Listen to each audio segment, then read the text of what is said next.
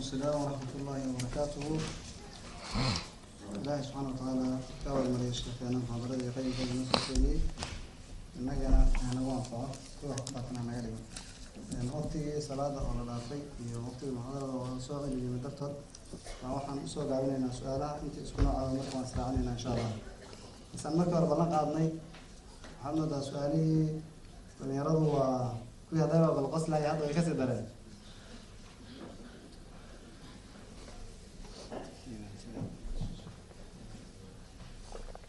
iska wada lagu maqlayaa meel yare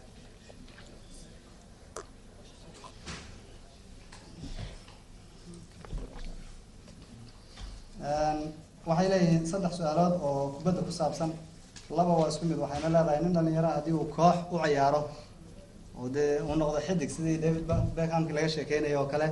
ma dembi baa ku jira waa tan labaad su'aasha labaad waxay leedahay waa islaayadii waa banoonigii laakiin gabdhaha muslimiinta inay banooniga ciyaaraan lafteeda ma dembi baa ku jira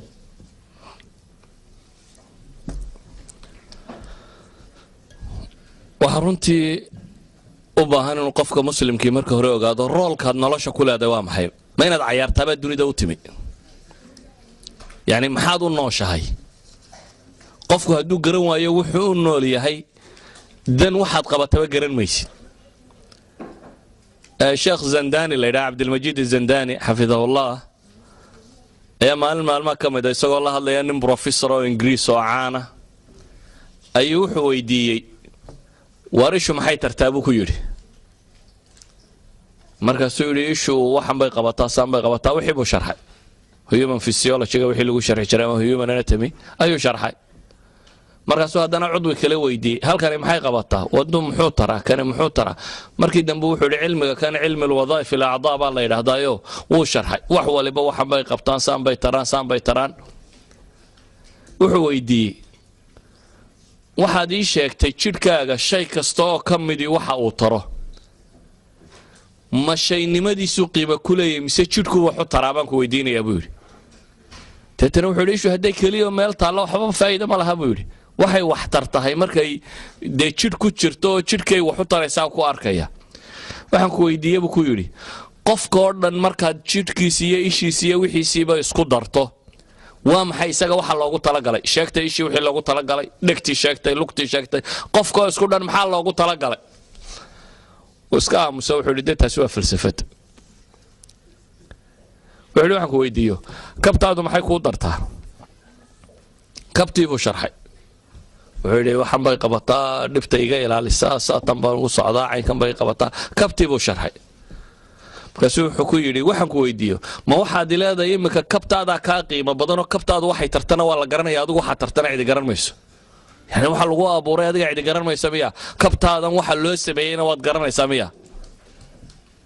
yani qofka haddii hadafka nolosha uu ka lumo waxa ka lumaya wuxuu qaban lahaayoo dhan noloshoo dhan baa dhinac ka rarmaysa markaa yani waxay isweydiinta le war maxaad u nooshay inaad isweydiiso wakhti yar baad horta haysataa 60 sano 70 sano meelaha kan laga yaabo 15 hore inaad caruur tahay waa wax kontaneeyo sana abaad haysataa this 50 years nolosha maxaad ka qaban kartaa inaad isweydiiso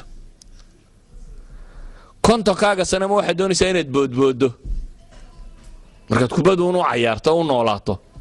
kubadda waxaan kuu ogolay inay noqoto waxaad jidhkaaga ku kala bixiso oo aad exercise ka dhigato laakiin maaha wax loo noolaado in kubad la ciyaara laba ma kala fahmaysaa maalan maamaada ingiriisku maxay odhan jirtay waxa wax loo cunaa maxay in la noolaado